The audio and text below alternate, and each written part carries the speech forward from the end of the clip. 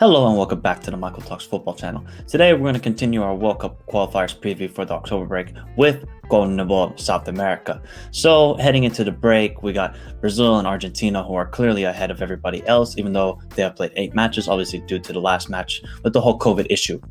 Then we have Uruguay, Ecuador, 3rd and 4th spot, who are trying to break away from Colombia, and Paraguay, who will hold the 5th and 6th spot. Chile and Peru, they have to try and win some matches to get back into the contention for World Cup qualifier positions. And then we have Venezuela and Bolivia, who are at the bottom too.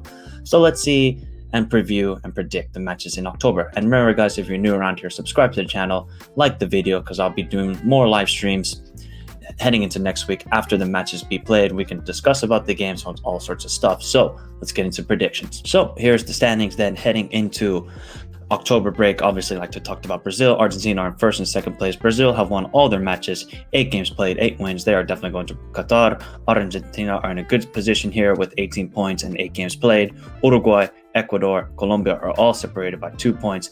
Paraguay are hanging in 6th position. They've drawn 5 games, so they'll be kicking themselves how they won a couple of those games. They could be maybe in 3rd or 4th position. Then we have Peru and Chile, and we know Chile have been struggling.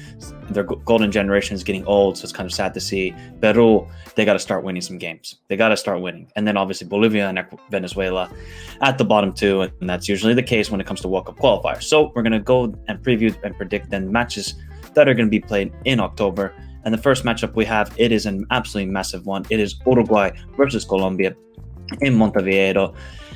What can we say about this game? Obviously, the game that was played between these two teams last time, I think it ended, let me just get it quickly up for you guys. It ended in a 1-0, 3-0 win for Uruguay, but we know then it was under Carlos Queiroz, the manager, former manager of Colombia. Then he got the second after they lost 6-1 to Ecuador. So let's see then if a different Colombia is going to come into this matchup. Possibly could come, because we knew Colombia back in 2020 under Carlos Queiroz was a completely different team. It was faltering. It was just defensively shocking. Attacking-wise, nothing going for them. But you got to think now, Radamel Falcao, he's in good form, and I think he's now back with the Colombian national team squad. He's had a good start to his career at Rayo Vallecano. Still 35, El Tigre, unbelievable player he is. Dufan Zapata, Luis Diaz, these sort of players got to step up. Wilmer Barrios. I'm looking at these sort of guys to elevate Colombia's play even more, because they've been doing well recently. Colombia, you know, they beat Chile, they drew with Paraguay away. Obviously, they drew with Bolivia away, which is not end of the world at drawing at those two places, concerning how difficult they are. Uruguay, you know, they narrowly beat Ecuador 1-0. Very tough match. Last 5 minutes, Uruguay got the winner. They beat Bolivia 4-2 at home, and they drew 1-1 away at Peru. So heading into this match, very tough match. This can definitely dictate then who will get the edge in getting an automatic spot to Qatar. For this matchup, though, I'm going to go with a 1-0 win for Uruguay. I think got to watch out for Nunes, the Benfica player. He's been playing very, very well recently for Benfica, obviously scoring 2 goals against Barcelona, then obviously Suarez, Cavani. So got to think about these players for Uruguay. Colombia are going to make life difficult as well, but since the match is being played in Uruguay and Montevideo, I'm going to go with a 1-0 win here for Uruguay. Next matchup we have, it is Paraguay versus Argentina. I mean, Argentina have been playing really, really well recently, and so is Paraguay. Paraguay, in the last 3 matches, they beat Venezuela narrowly 2-1. They drew with Colombia at home 1-1, and they lost 2-0 away to Ecuador. Argentina have been undefeated for a very long time now. Their last loss was way back in, let me get it up for you guys. It's been a very long time since Argentina have lost a match. It was against Brazil, actually, in the semifinal of the Copa America in 2019. So Argentina on a very good roll. The match will be played in Paraguay, and you guys can let me know in the comments, will there be fans there? And last time these two teams played in the World Cup qualifiers, 2015 in Paraguay, it ended in a 0-0 draw. But I feel like Argentina are in a good roll. Obviously, we all know about Messi, that little guy, but, you know, Lautaro Martinez, Cristian Romero, these players have stepped up massively for Argentina and Scaloni, the manager. So I'm going to go with a 2-1 win here for Argentina.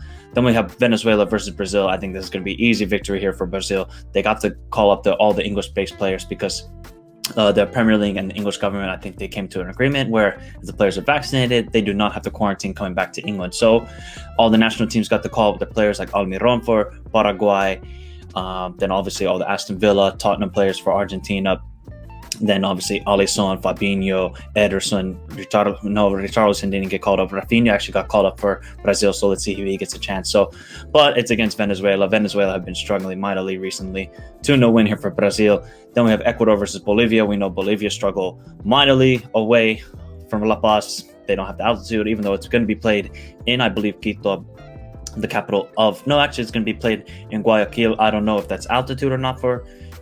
in that city. You guys can let me know in the comments if there's altitude in that city, but it don't matter. Ecuador on the roll here. Been struggling a little bit lately, but I still think they got quality players. Of course, we know Ener Valencia, Gonzalo Plata, Angel Mena. Then there's one central defender you guys need to watch out for who's been on the rise recently at Bayer Leverkusen. He is the young central defender, 19 years old, only Piero Hincapié. Only 19, and he's been starting the last 2 games for Ecuador, so he's going to get even more experience, and I think it's going to be an easy 2-0 win here for Ecuador against Bolivia. And the last match for match day, what was it? I think it was 11. Yes, 11. We have Peru versus Chile.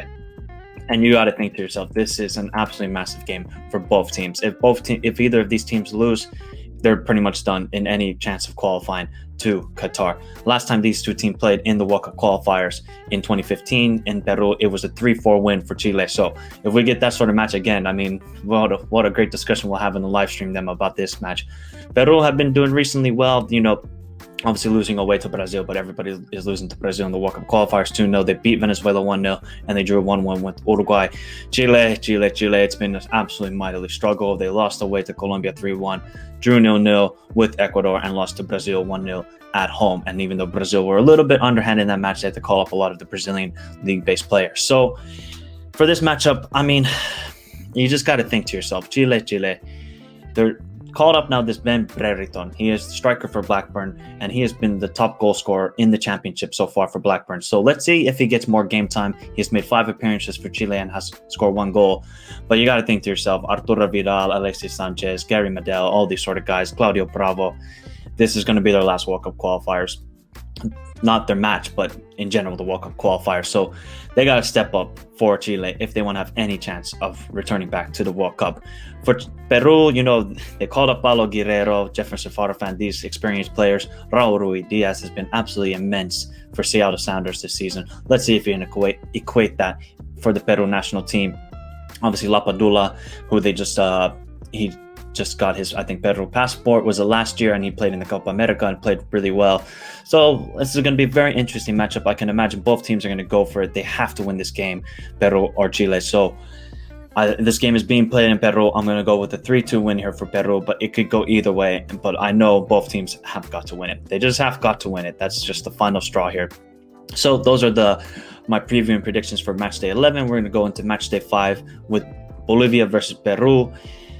Now, I talked about how Bolivia are so good at home because of obviously the altitude and just the way it is. But Peru actually have done very well away at Bolivia. The last 3 matches in Bolivia, Peru have won all of them. So you got to think to yourself, Peru are going to keep the momentum if they beat Chile. And I think they will keep the momentum. The last time Bolivia beat Peru in World Cup qualifiers was 2008. So I think Peru are going to win this matchup 2-1. I think it's going to be a tough match, but they got this.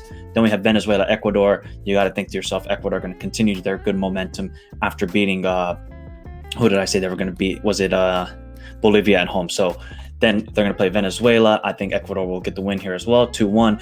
Then we have Colombia versus Brazil. So this could be the matchup where Brazil loses their perfect record, because we know Colombia are going to make it very, very difficult for Brazil. The last time Brazil actually beat Colombia in Colombia was way back in 2003. And Colombia have been playing well recently at home. They haven't lost a home game in World Cup qualifiers since losing to Uruguay 3-0. And we know then it was under Carlos Queiroz. And Brazil, they have won all their games in World Cup qualifiers away from Brazil. They've been Chile, Paraguay, Uruguay, Peru. So they haven't really gone into too difficult places, except for maybe Uruguay. That's probably the toughest place. But I think I'm going to go with the draw here. I think this is finally the match where Brazil drop points. I'm going to go with the 1-1 draw between Colombia and Brazil. And then the next matchup, another massive matchup, a bit of old rivals here, Argentina versus Uruguay.